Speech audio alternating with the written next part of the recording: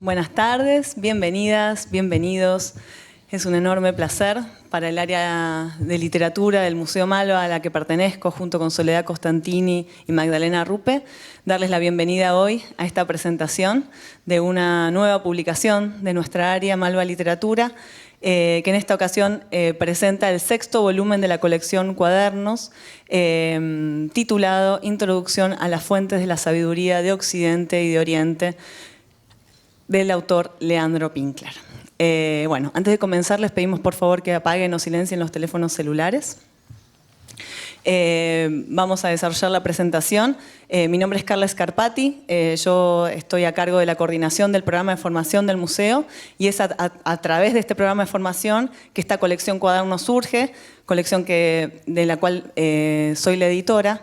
Y en esta jornada es una buena oportunidad para contarles un poquito más acerca de este programa de formación del que surgen este tipo de publicaciones y con el que trabajamos semana a semana con docentes, académicos, escritores que abordan temas en torno a la crítica literaria, la filosofía. Y en este caso me toca presentar a un profesor, docente, escritor, traductor, que es clave en el staff docente de Malva Literatura.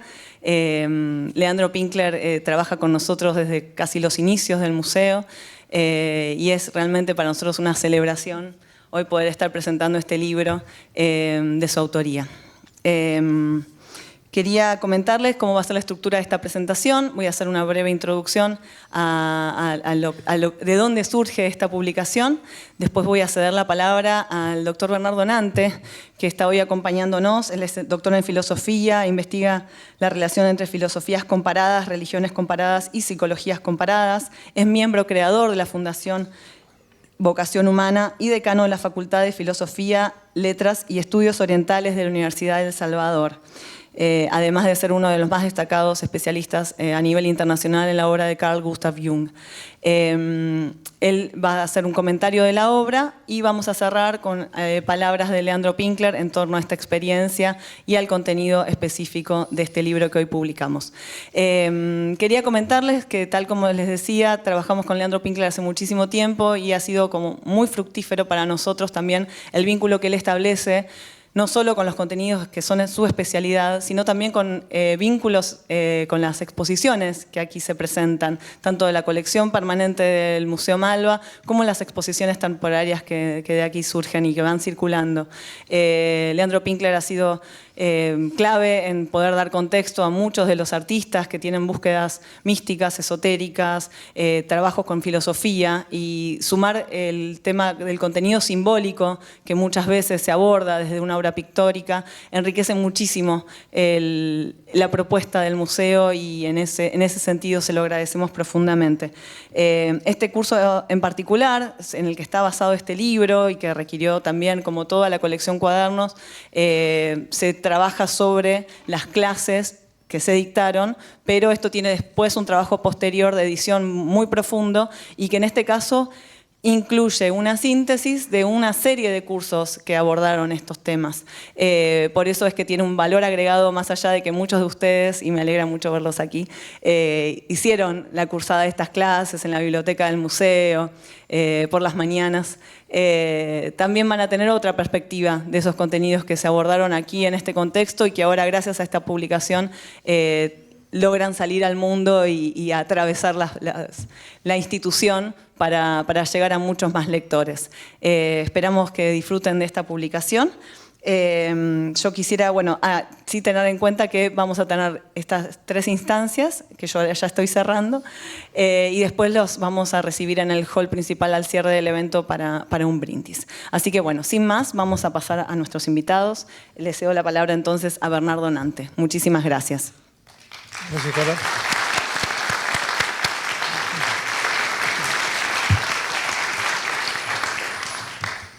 Buenas noches.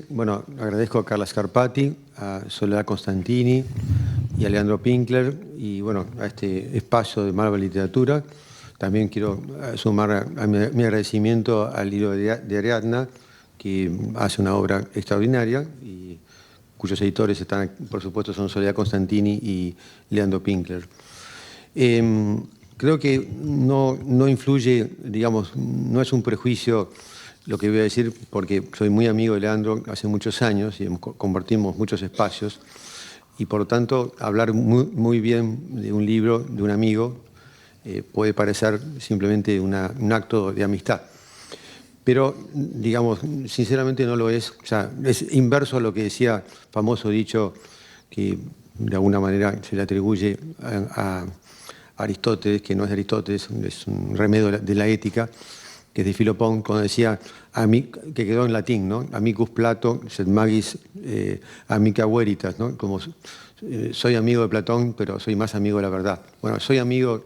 Bueno, creo que yo no soy Aristóteles y capaz que Leandro es Platón, eso puede ser. Pero de alguna manera lo que quiero decir es que acá es la inversa. Es muy amigo mío, pero creo que voy a ser objetivo al decir que este libro es un libro único. Único, y cuando digo que es único, me refiero a que no solamente que es único porque no van a encontrar otro, sino porque es un libro que en 200 páginas presenta en un lenguaje sencillo, claro, al alcance de un público medio, de modo muy riguroso y con una toma de posición muy clara, lo que son algunas, pero las principales tradiciones de Oriente y Occidente, sobre todo desde su punto de vista esotérico. No hay un libro igual que yo sepa o que yo conozca, y estoy un poco en el tema, de estas características, no solo en castellano. Así que, lo primero que decir es que les recomiendo que lo lean. No digo que lo compren porque no es muy elegante decirlo, pero como pedir prestado un libro es casi como robarlo, cómprenlo.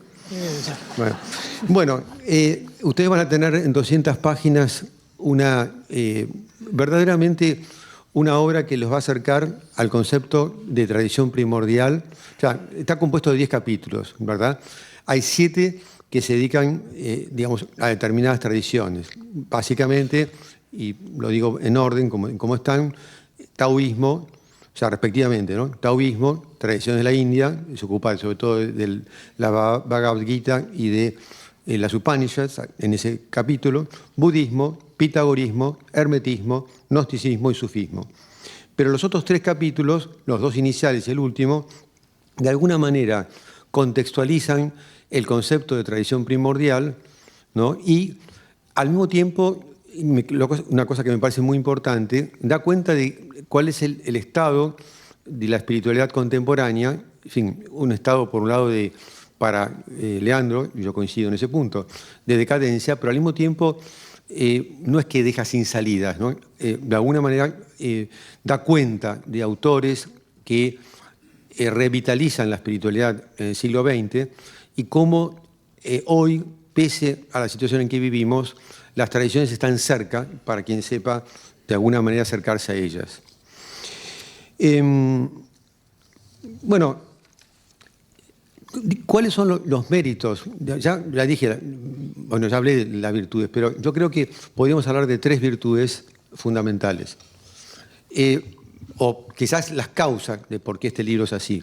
Primero porque está escrito por un buscador espiritual, que es Leandro Pinkler, que sin duda es un muslim cabal, pero que asimismo ha transitado por muchos espacios espirituales con seriedad, tanto el espacio Gurdjieff, las artes marciales, pero al mismo tiempo que sin, digamos, dejar de profesar su fe, se abre a todas las tradiciones intentando encontrar justamente aquel núcleo esotérico común y las formas y las variantes que son notables, porque lo interesante es que uno puede advertir rápidamente que la diferencia que tienen las tradiciones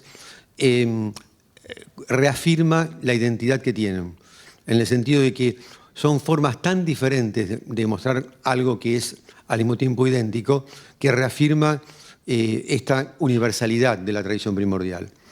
En segundo lugar, está escrito por un erudito, por alguien con una sólida formación académica, filosófica, literaria, de origen, Leandro es profesor de griego, pero no se limitó a eso, también estudia el árabe y además se ha abierto permanentemente durante décadas al estudio de las tradiciones espirituales. Y también tiene, como decimos un poco en la jerga universitaria, que tiene sus límites en la universidad, pero tiene conservatorio. Cuando decimos eso queremos decir, tiene formación filosófica, o sea, digamos, no es que no sabe quién es Kant, o sea, ¿se entiende lo que quiero decir? Eso es importante, porque en un punto, si no, parece todo en el aire, ¿no? Hablamos de espiritualidad y no está la contraparte justamente de toda una estructura de pensamiento occidental y no solo occidental. En tercer lugar, está escrito por alguien que concibe la enseñanza como un servicio, es decir, es un docente de alma. Estas tres virtudes, la idea de que es un buscador espiritual, de que es un erudito, un académico, y que de alguna manera para él la enseñanza es un servicio, es lo que Leandro viene haciendo hace más de 40 años, no quiero confesar la edad de Leandro, pero de alguna manera sé que es hace mucho tiempo, y lo hace magníficamente. Por eso celebro que esto esté ahora trasladado a un libro y ojalá sigan produciendo más libros de este tipo, porque tiene esas tres características que son muy difíciles de encontrar. Obviamente, el concepto de tradición primordial tiene, digamos, muchas excepciones. Leandro se ocupa inicialmente ya de traer a colación el término, el concepto de Sophia perennis, de filosofia perennis, que está ya en Agostino Steuco, en el Renacimiento, en el siglo XVI. Pero, bueno, refuerza el concepto de tradición, de traditio, de diadiogé, de paradosis, y de esta idea de que hay una tradición, como dicen en la India, apauruseia, o sea, impersonal, o la misma Kabbalah, ¿no? La idea que Kabbalah viene de recibir. Una tradición que en realidad viene no del pasado, también viene del pasado, pero esencialmente viene de otro nivel de realidad. Es una tradición metafísica. O sea, tomamos el término metafísica en una acepción que no es estrictamente, tampoco no es la de Aristóteles, pero está resignificada, digamos, como lo hacen los tradicionalistas, ¿no? Y hace un cuadro, que acá no voy a repetir, pero que es muy útil, que es muy sencillo. Él mismo dice es una simplificación, por supuesto, pero eso lo bueno que tiene es que, en cierta manera, hay un cuadro de las tradiciones primordial, digamos, de la tradición primordial, cómo se manifiesta históricamente. Por ejemplo, la tradición adámica, la tradición indoeuropea oriental y occidental. La oriental sería la India, el budismo, que luego se va al Extremo Oriente, que es otra tradición, la occidental, que tiene que ver con los griegos, los latinos, los celtas, los germánicos, y otras, como por ejemplo el hermetismo, que en el fondo tiene una raíz egipcia, y bueno, también las amerindias, y bueno, la tradición persa, que estaría en el fondo en el medio, por decir así, una forma de decir un poco burda, entre lo que es lo indoeuropeo oriental y occidental, dado que el mundo persa tuvo una injerencia importantísima, por ejemplo, entre otras cosas, en el mundo temprano griego. Obviamente, de aquí se destaca, entre otras cosas, que si hablamos ya a nivel histórico, porque lo interesante es que Leandro no deja de desconocer que una vez que hablamos de tradición primordial, tenemos que hablar de las tradiciones históricas, o sea, se hacen historia y se revitalizan, a veces pierden su baraca, pierden su potencia, pero muchas veces se revitalizan. Y cuando se hacen historia, van tomando distintas formas culturales y distintas, digamos, carismas, diríamos así.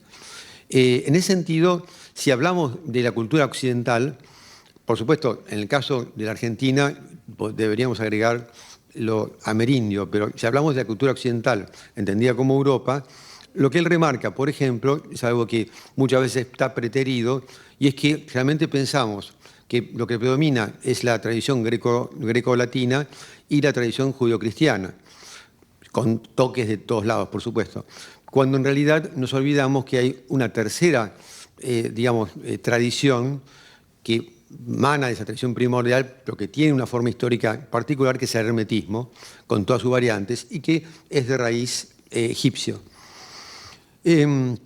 Voy a, digamos, a ilustrar lo que quiero decir con una anécdota que muchos de ustedes conocen, pero que me permite, de alguna manera, aclarar lo que luego desarrolla Leandro de manera, muy precisa, que es una anécdota que le ocurrió, algo que le ocurrió a Richard Wilhelm. Richard Wilhelm fue un gran sinólogo y pastor luterano alemán, amigo de Jung, de Carl Gustav Jung, que, bueno, se fue a China, en principio a evangelizar. Le dijo a Jung que se enorgullecía mucho de no haber convertido en un solo chino.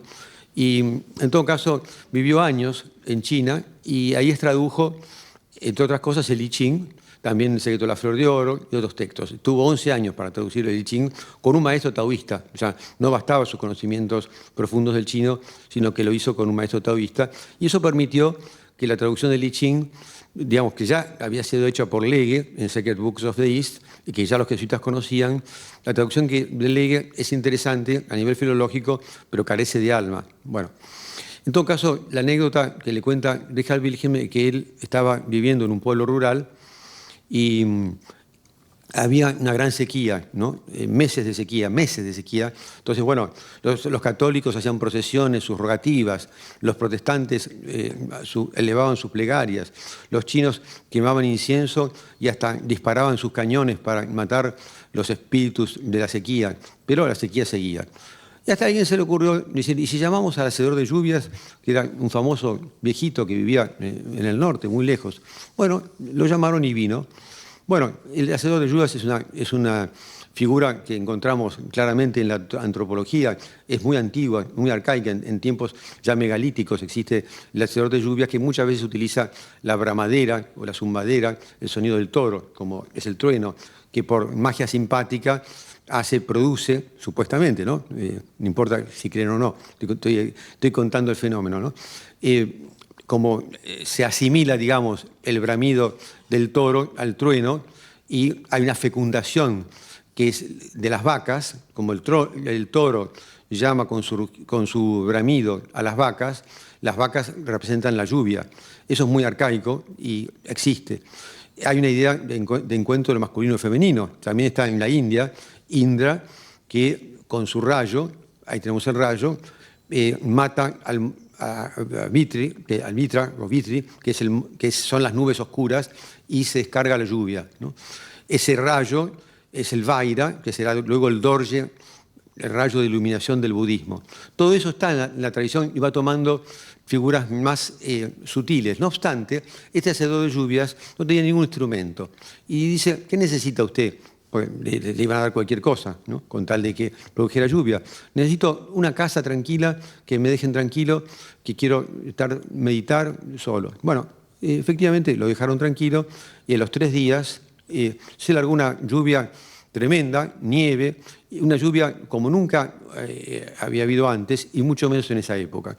De luego todo el mundo, una vez que tiene los resultados, nadie le preocupa nada, salvo Wilhelm, que era un hombre por lo menos curioso, y fue a verlo a este viejito y le preguntó, ¿y usted qué hizo?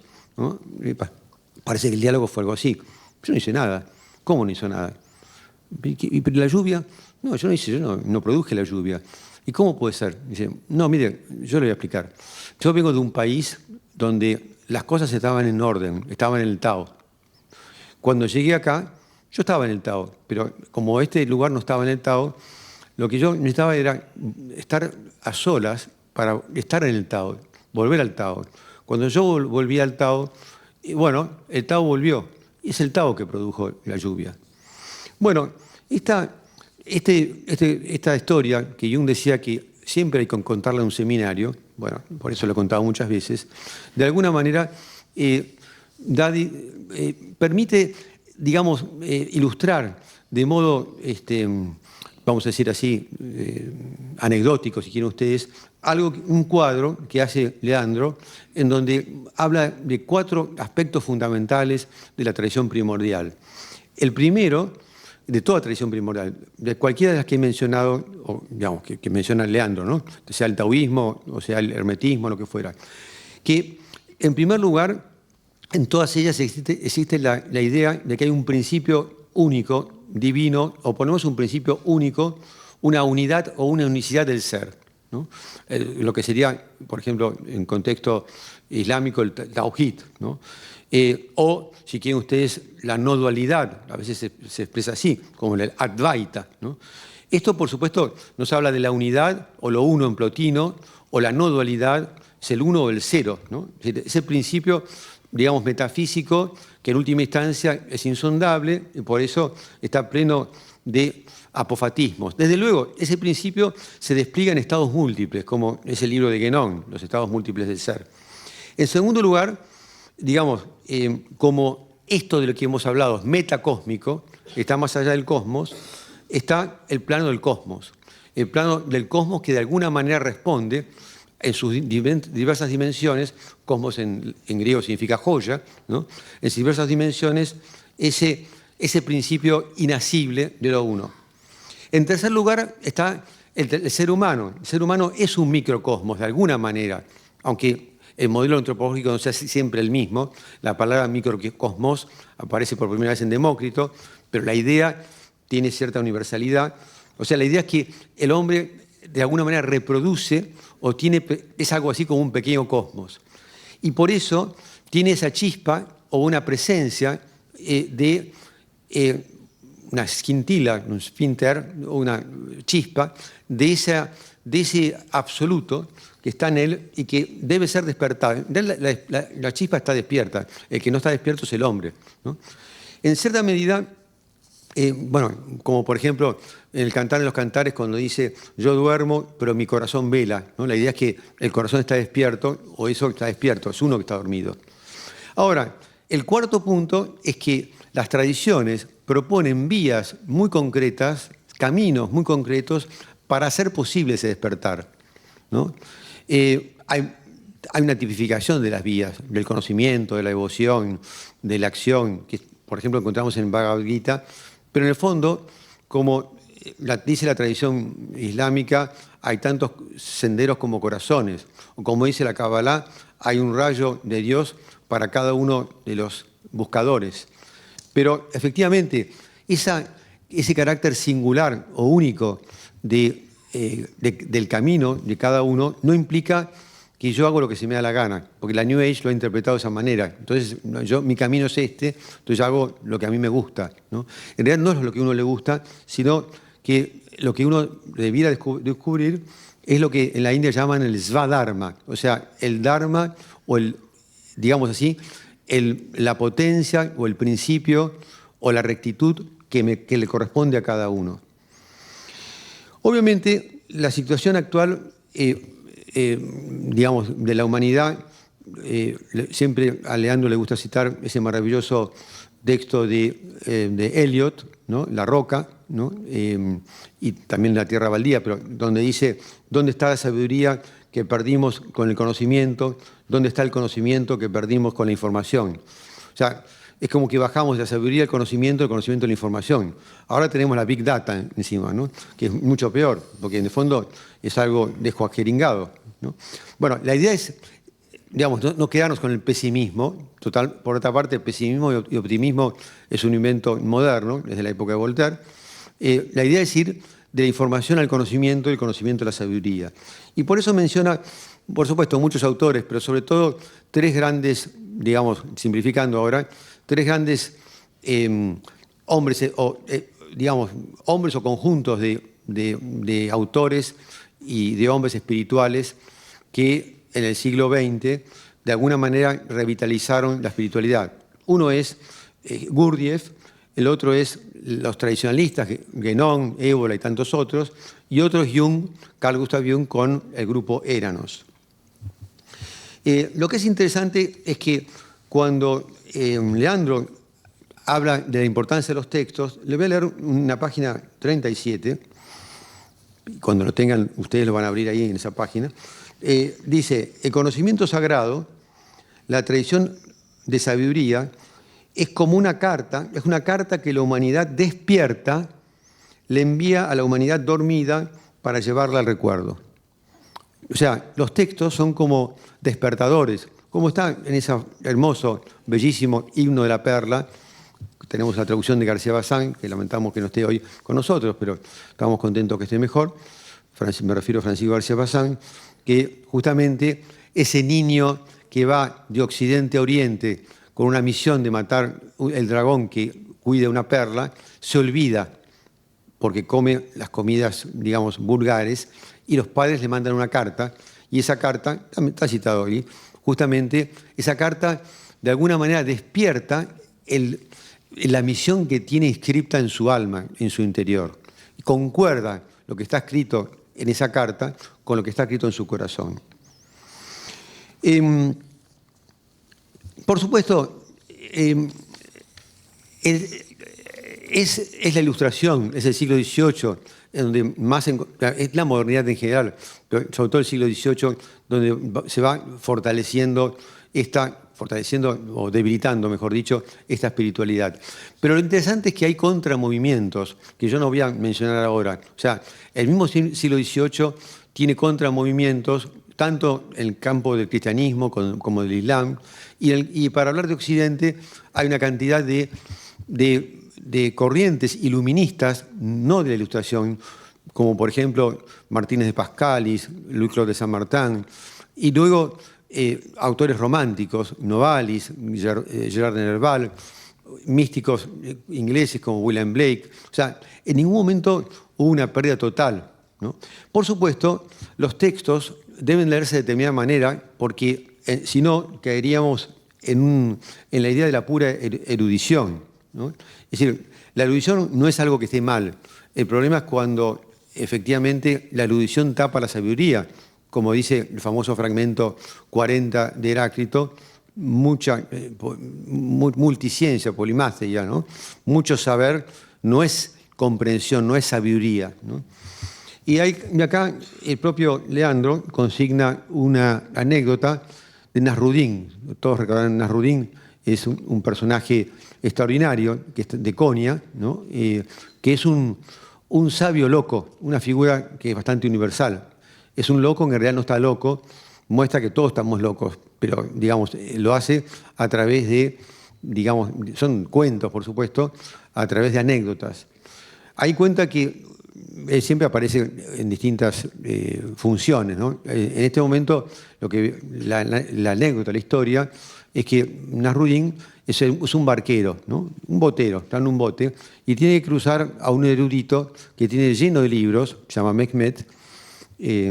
Justo está mi mujer acá, que siempre se queja que tengo muchos libros, pero bueno, por las dudas no voy a cruzar el Bósforo. Y la cuestión es que él pone todos los libros en el barco, y ahí se da este diálogo entre Mehmet y Nasrudín. Esto está en la página 172 del libro de Leandro. Dice Mehmet: ¿has leído, le dice a Nasrudín, la obra principal de Al-Farabi? Nasrudín le dice: no la he leído. Entonces le contesta a Mehmet: entonces has perdido algo de tu vida si no te has acercado a esta obra. Pasados unos minutos, el erudito, bastante pesado por cierto, vuelve a preguntar: Mehmet, ¿has leído el Tratado de la Unidad de Mohammed ibn Arabi? Nasrudín: tampoco he leído ese tratado. Entonces le responde Mehmet: has perdido una parte de tu vida, todavía estás a tiempo.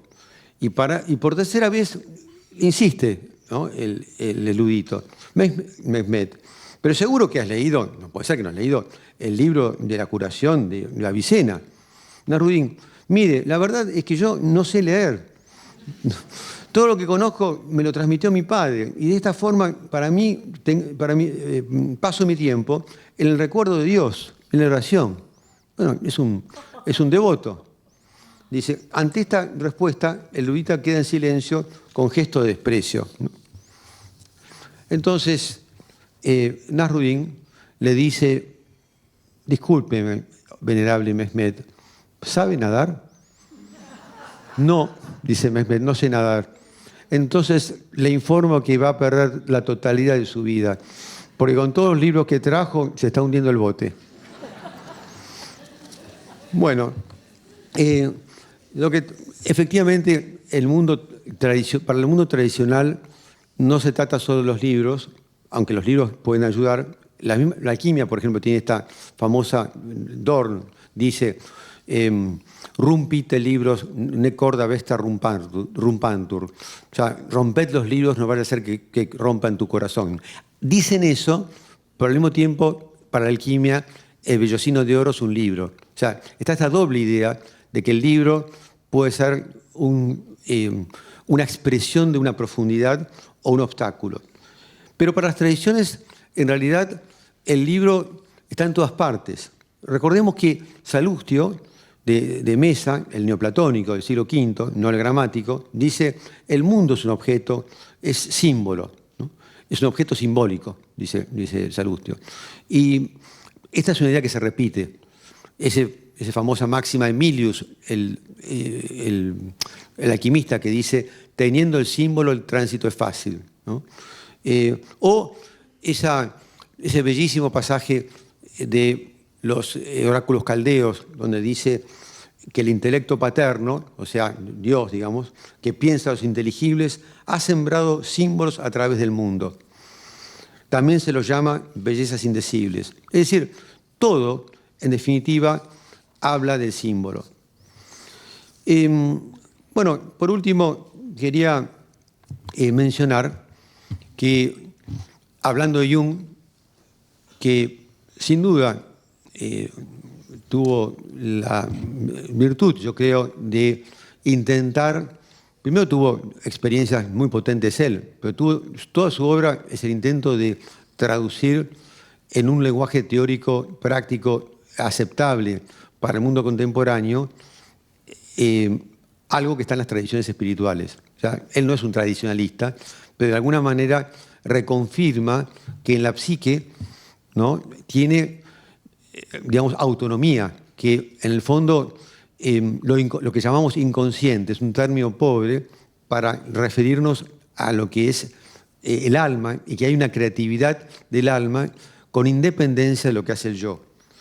En ese sentido, el Libro Rojo es un testimonio de todo esto, y ahora que van pronto a salir, espero, ¿no?, los libros negros, que creo que ya, como dice acá Leandro, en marzo, ¿verdad? Sí. Los libros negros que hemos traducido, bueno, ahí aparecen más elementos. Y hay un momento, los libros negros son los cuadernos en donde primero escribió sus experiencias Jung, y después las trasladó al Libro Rojo. Lo que pasa es que no trasladó todo. Hay mucho del Libro Rojo que no está en el Libro Negro, porque agregó cosas, y hay mucho del Libro Negro que no pasó al Libro Rojo. Entonces, porque de alguna manera él abandona el Libro Rojo en gran medida porque no se conecta con la alquimia. Bueno, pero les quería simplemente mencionar un pasaje que no está en el Libro Rojo, pero sí en el Libro Negro, porque lo tengo acá de la traducción que hemos hecho, que en un momento, se los voy a simplificar, en un momento él con su alma encuentra un ser muy oscuro, que es un tal Ja, que no aparece en el Libro Rojo. Ja sería H-A, ¿no? Y ese personaje Ja lo conecta con un saber primordial, con una suerte de jeroglíficos, entre comillas jeroglíficos, sería algo así como unas runas, ¿no?, como si fueran justamente unos símbolos indecibles que están en el fondo, en la oscuridad más profunda de la realidad, y que son uno de los secretos fundamentales para que el ser humano pueda reconocer o llegar a considerar los opuestos que lo tienen sumido en el mal. No voy a leer eso porque es muy complejo, muy sutil, pero de alguna manera es un aspecto muy fuerte de una conciliación de opuestos que está en la profundidad. Cuando termina de exponer este personaje Ja, todo este aspecto de los jeroglíficos y de esta especie de signaturas, ¿no?, que están en el fondo del alma, y Ja se presenta como el padre de Filemón. Recordarán que Filemón es el maestro de Jung. Aparece Filemón, como si Filemón compensara con su luz la oscuridad de otro personaje. ¿Se acuerdan que se suele decir que la divinidad que predomina en el Libro Rojo es Abraxas, el dios de la oscuridad, ¿no?, un dios oscuro? Bueno, en el fondo no es así.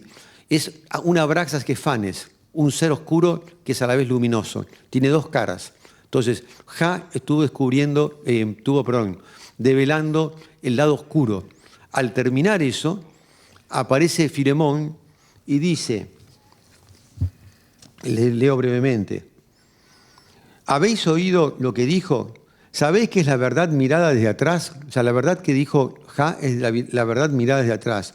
Pero es la verdad. Entonces escuchad ahora la doctrina y el canto del lado de adelante de la verdad, o sea, la cara luminosa de la verdad. Y dice, habla de Fanes, dice, Fanes es el Dios que surge de las aguas iluminando. Fanes es la sonrisa de la aurora. Fanes es el día radiante. Él es hoy eternamente imperecedero. Es el susurrar de las corrientes. Es el zumbar del viento. Es hambre y saciedad. Es amor y placer. Es duelo y consuelo. Es promesa y cumplimiento. Es luz que alumbra a todas las oscuridades. Es el día eterno. Es la luz plateada de la luna. Bueno, prosigue con bellísimas expresiones donde va indicando distintos aspectos de Fanes, esta divinidad que conocemos del orfismo, pero que también es retomada en textos gnósticos.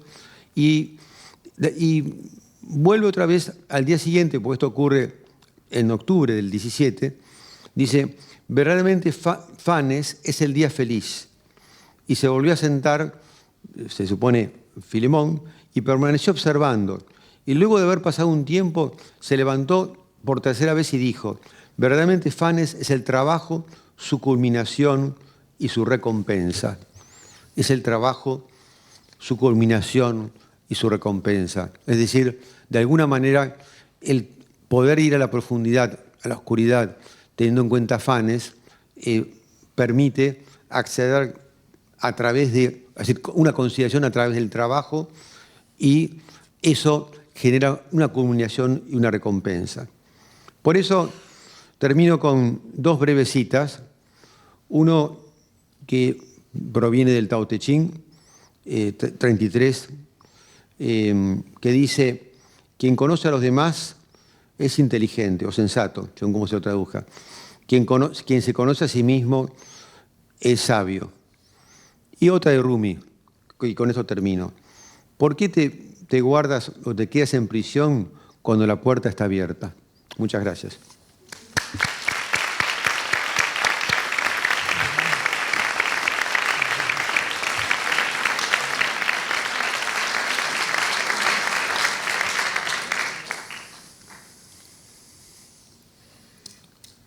Bueno, ante todo agradecerle muchísimo a Bernardo, que como él dijo, las presentaciones de los libros se hacen llamando amigos que hablen bien del libro.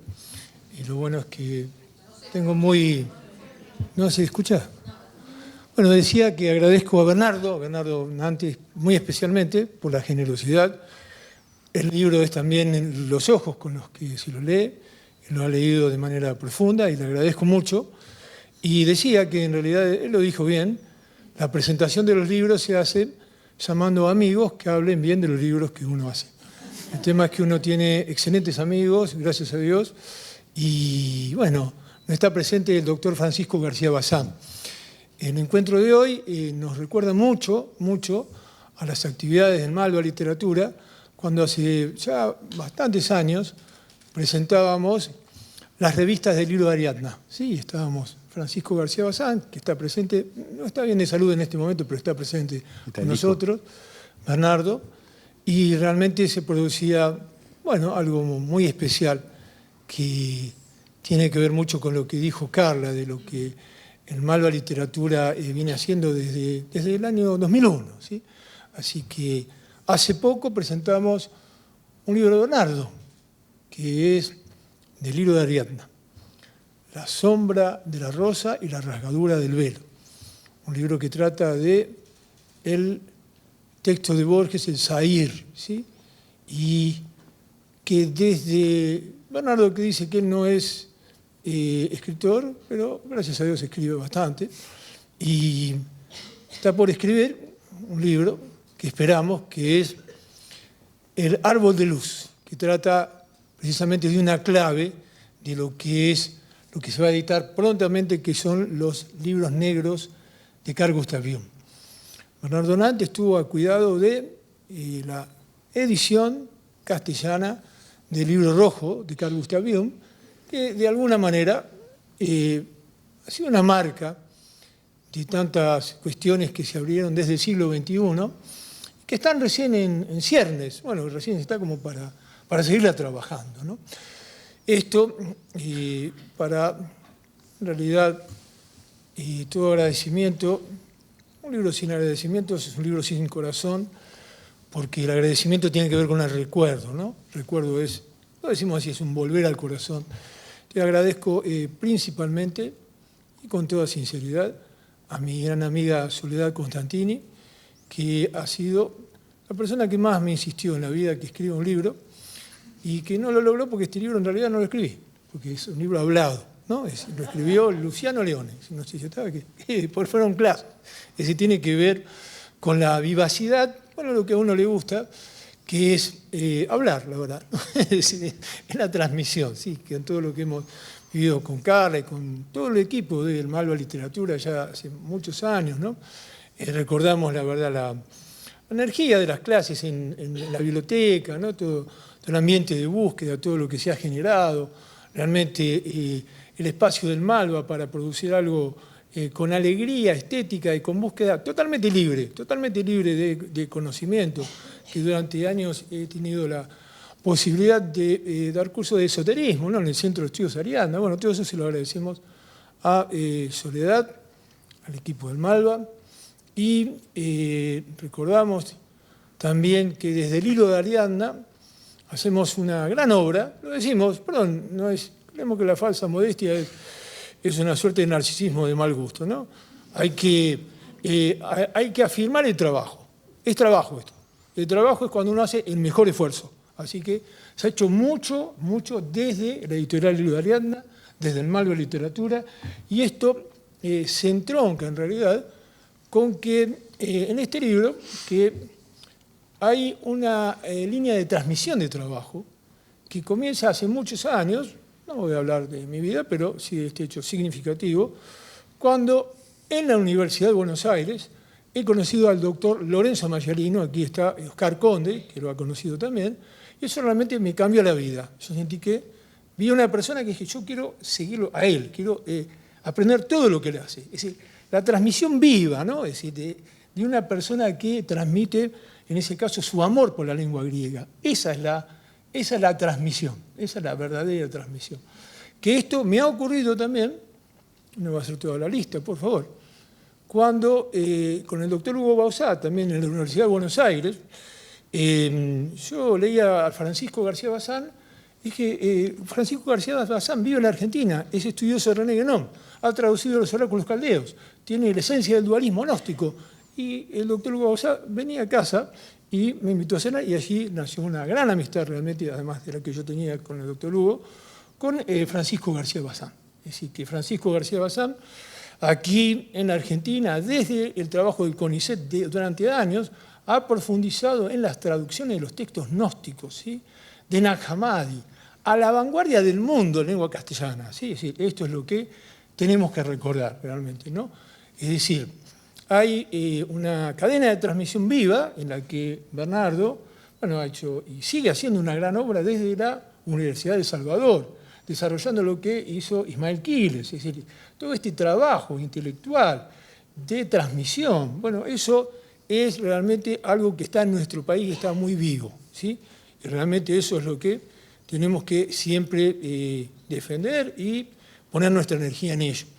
Recuerdo con emoción que aquí en este mismo lugar hace años, no me acuerdo qué año, bueno, se presentó el libro de Sakanashi Masafumi Shihan, aquí hay algunos practicantes de Aikido, que fue un gran maestro de Aikido y se hizo aquí en Malva también, ¿no? El desafío del conflicto, fue algo muy hermoso, ¿no? Todo este recuerdo, este desarrollo de cuestiones, tiene que ver con asentarse en un pensamiento crítico y en una apertura a una práctica, que es lo que, dijimos muy brevemente, perdón, y mucha más gente debería agradecer, es lo que de alguna manera está en el mensaje del libro, ¿no? Es decir, más allá de todo lo que Bernardo ha comentado muy generosamente y muy sintéticamente a la vez, en el sentido de ir a lo nuclear, ¿no? Si a mí me dijeran, ¿no?, ¿qué importancia tiene este libro? Bueno, la importancia de la transmisión de un mensaje, ¿sí? Eso es lo que yo siento más allá de lo histórico, ¿no? Y ese mensaje nos habla de una urgencia espiritual, es decir, de llamarnos a un trabajo auténtico sobre nosotros mismos. ¿Qué es ese el verdadero sentido de las tradiciones? Que esto, Bernardo lo ha nucleado perfectamente, se encuentra en la atmósfera de lo que se denomina el Zeitgeist habitualmente, ¿no?, el espíritu de la época, ¿no?, en este momento, ¿no?, en que de alguna manera algunos pensadores contemporáneos, algunos de ellos estuvo hace un tiempo en el Malva, ¿no?, de Eric Sagan, ¿no?, estuvo hace un tiempo, ¿sí? Eric Sagan ha editado recientemente un libro que se llama La dictadura del individuo, ¿sí? Es un crítico justamente del individualismo, ¿no?, del aislamiento, ¿sí? Lo mismo se puede decir de Byung-Chul Han, ¿no?, del cual también hablamos, este bestseller coreano que vive en la Unión Europea y critica a la Unión Europea, que es interesante lo que dice, ¿no?, porque habla de psicopolítica, de cómo ya los modos se llama así, de los dispositivos de poder, juegan con el algoritmo humano, ¿no?, y con los big data. Entonces no es necesario tanta represión exterior, porque la comunidad organizada está totalmente hipnotizada, ¿sí? Entonces no es necesario apretarlos para que hagan algo, porque hipnóticamente ofrecen solo sus voluntades. Esta idea que Byung-Chul Han transmite, que está también, por ejemplo, en Infocracia, que habla de un ambiente general que él define como shitstorm. No es necesario traducirlo, ¿no? ¿Sí? Algo que nos habla mucho de que estamos sujetos a influencias. Es algo pilar de la enseñanza de Gurdjieff. Sujetos a influencias.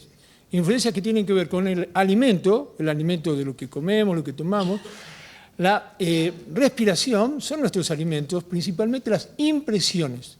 Las impresiones son lo que, la palabra lo dice, ¿no?, lo que queda impreso en nuestro ser. Tiene que ver con todo lo que hacemos entrar por nuestra vista, por lo que es el alimento del posible conocimiento. Por eso, el mensaje principal que está en las tradiciones es que lo que buscamos es el conocimiento de sí mismo, que es el conocimiento útil, que es el único conocimiento útil. Y el conocimiento de sí mismo esto es universal, está en todas las tradiciones. El conocimiento de sí mismo, dijo el profeta Muhammad, el profeta del Islam, dijo: el que se conoce a sí mismo, conoce a su Señor. Bernardo lo dijo claramente respecto de este núcleo justamente que está en el himno de la perla, ¿sí?, que es un texto gnóstico, un texto de los orígenes del cristianismo, ¿no?, de cómo desciende alguien, que en realidad es el espíritu que desciende al mundo material, con una misión, y se queda adormecido, sea por Twitter, lo que sea, por comer los alimentos densos del mundo, y se olvida, significa que cae en el sueño. El mensaje fundamental de todas las tradiciones espirituales es que el ser humano está dormido, pero que hay una forma, un camino, una vía de posible liberación paulatina de nuestros condicionamientos. Estos autores, como Byung-Chul Han, se puede hablar de otros, Bifo Ferrari, otros, son interesantes, pero no hablan de ninguna vía espiritual. Hablan incluso de Jung, y no llegan a comprender bien lo que dice Jung. Confunden, es un bestseller, Byung-Chul Han, lo puedo poner con cita, confunde el inconsciente colectivo con lo que es llamémoslo, el imaginario colectivo. No comprende siquiera lo que Bernardo ha trabajado tantísimo y está en vías justamente de abrirse más. Es decir, la necesidad de llevar a la acción el conocimiento espiritual es lo que urge en este momento del mundo. Y eso es lo que, si hacemos una comparación, decíamos, ¿no?, en el himno de la Perla, el espíritu queda adormecido, pero recibe una carta. Eso es lo que comentó Bernardo justamente, ¿no? El punto principal es el momento en que dice, y en esa carta estaba escrito lo que se encontraba en mi corazón. Es decir, que esta carta no da una información, no es información, sino que nos da un recuerdo, ¿no? Es decir, en el Corán, en el Surah Al-Araf, se dice que en el origen todos los espíritus estamos junto a Dios. Él dijo, ¿acaso no soy vuestro Señor? Y todos dijimos que sí. Y cuando venimos a este mundo nos olvidamos. Esta idea, ¿no?, que es el paso del olvido al recuerdo, ¿sí?, y de él estar dormido al despertar, es el núcleo principal del que estamos hablando. Para eso es necesario un camino, para eso es necesario un compromiso. Lo que Carl Gustav Jung ha marcado en un texto que es de la primera mitad del siglo XX, que es Psicología y Religión, un texto que trabajamos mucho este año a lo largo de lo que dialogamos continuamente con Bernardo en Vocación Humana. En ese texto, Psicología y Religión, Carl Gustav Jung dice algo extraordinario.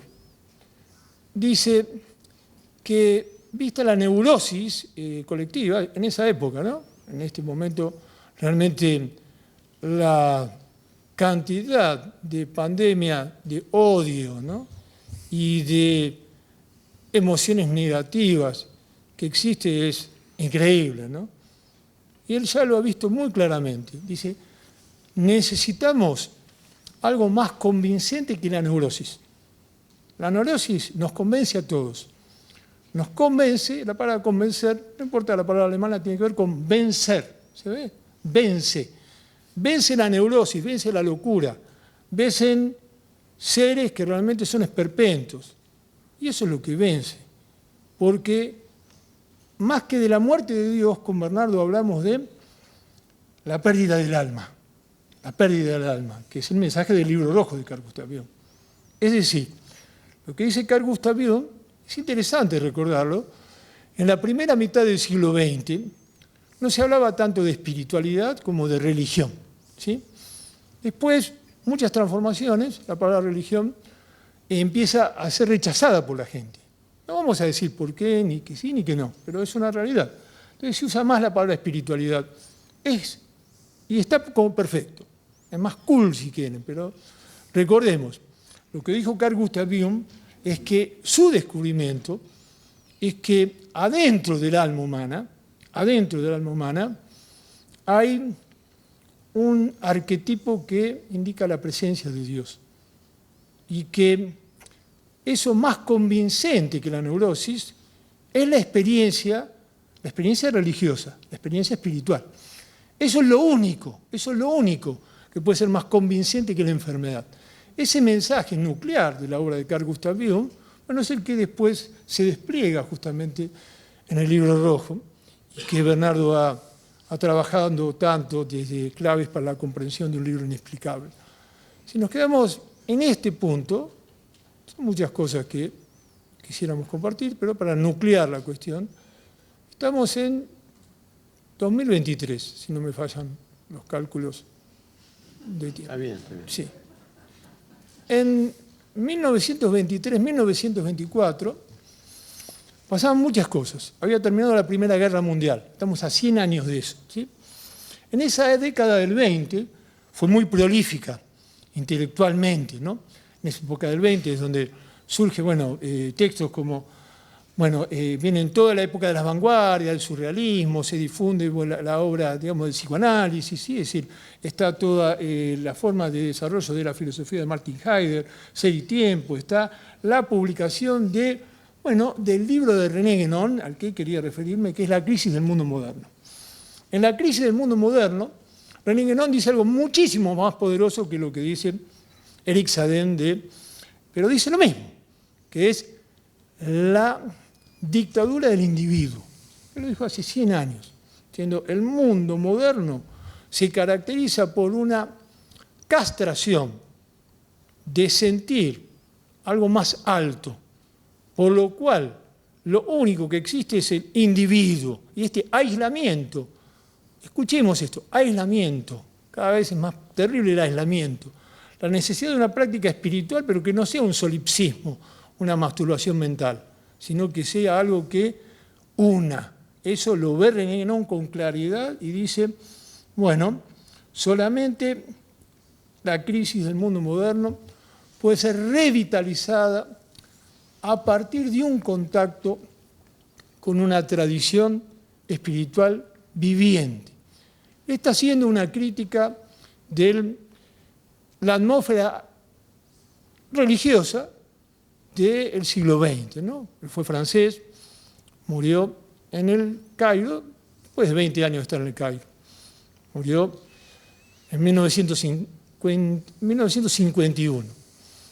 Si proyectamos, ¿no?, lo que dice René Guénon acerca de que no hay posibilidad de una verdadera transformación espiritual que es tan necesaria sin la conexión con una cadena espiritual auténtica viva.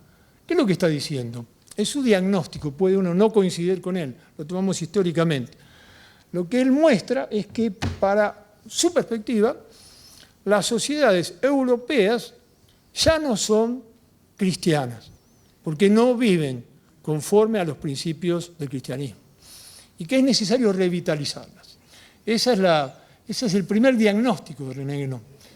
Cuando él dice eso, bueno, la atmósfera era de otra índole.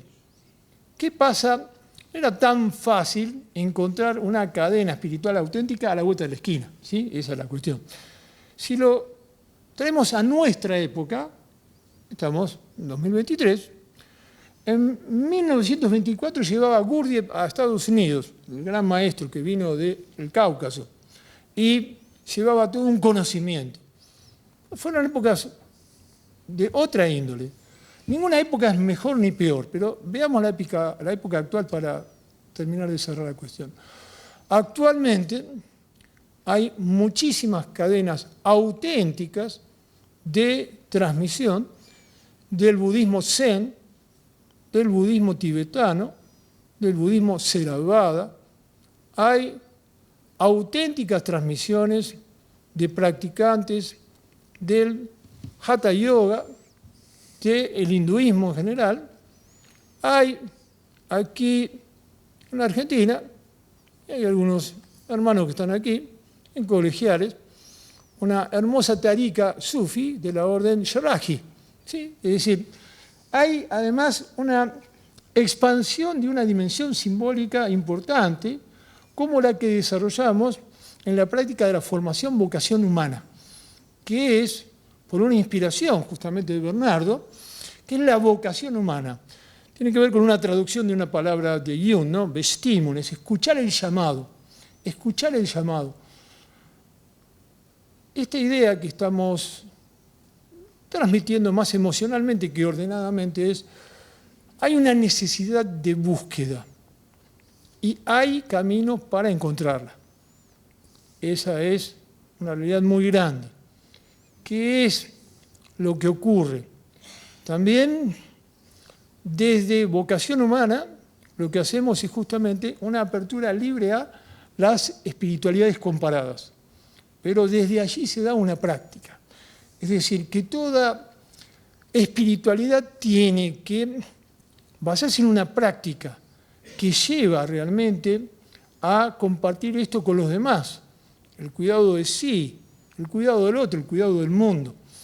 Esta realidad de que también hay transmisiones absolutamente poderosas, ¿no?, del cristianismo oriental, del cristianismo católico, y a la vez hay una línea de difusión de prácticas de la espiritualidad merindia. Hay también, como en estos momentos, el problema de que también cae todo en oferta-demanda, ¿sí? Es decir, hay muchas cuestiones auténticas, hay muchas cuestiones que satisfacen, digámoslo así, la necesidad de sentirse bien, siendo el mismo cretino, también ocurre, ¿sí? La necesidad de una búsqueda es lo que estamos transmitiendo como el mensaje principal de lo que hemos querido colocar aquí. Es como el símbolo del grial, ¿sí? El símbolo del grial indica que algo se ha perdido, pero no es que se perdió y, bueno, te la debo, digamos, ¿no? Es decir, se perdió significa que uno tiene que ir detrás de eso. Que lo que comentó Bernardo respecto de que cada uno tiene un svadharma, ¿no?, un camino de sí, un deber de sí. El mundo actual se caracteriza, como ha comentado el gran maestro Gurdjieff, por el olvido de las leyes cósmicas. Y lo vemos concretamente en cosas que son de índole planetaria, que están llevando a un colapso extraordinario. Y algo nos surge.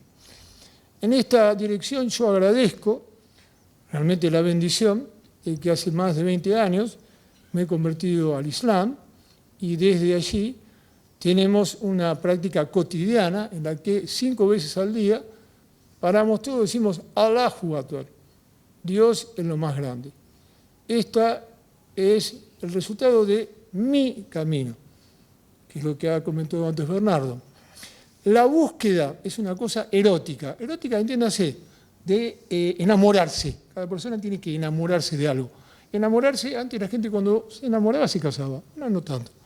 Casarse es comprometerse con algo, ¿sí? Es decir, la necesidad de un compromiso, entendemos, es esencial para el mundo contemporáneo. Habitualmente citamos, bueno, esa frase tan clara de Hölderlin, ¿no?, gran poeta, que dice: cuando crece el peligro, también crece lo que salva. También Hölderlin, el gran poeta, dijo: ¿para qué poetas en tiempos de indigencia? Ellos son como los sacerdotes del Dios que encienden las antorchas en la noche. Desde allí, esto, bueno, me recuerda algo que hace poco justamente el ensamble Sufi, ¿sí?, difundió una cosa muy hermosa realmente, que es una canción de León Gieco, ¿no?, que es Solo le pido a Dios, ¿no? Lo difundió de manera muy hermosa y al escucharlo me quedó una parte de la canción que habré escuchado muchas veces, que es la que quiero compartir como para terminar, ¿no?, que dice, solo le pido a Dios, dice que la reseca muerte no me encuentre vacío y solo sin haber hecho lo suficiente. Que sea ese nuestro deseo. Y alguien dirá, ¿qué es hacer lo suficiente? Bueno, quizás alguien piensa, nunca podemos hacer lo suficiente. Pero no se trata de caer en una histeria espiritual, de decir, no lo hago, sino de realmente poner realmente un compromiso que es un compromiso con el ser más profundo de uno, ¿no? Y como, finalmente, para cerrar con una frase de Gurdjieff, que fue un gran maestro, dijo: amo al que ama trabajar sobre sí. Trabajar sobre sí lleva necesariamente al amor a los semejantes, a todos los semejantes. Muchas gracias, les agradecemos mucho. Gracias.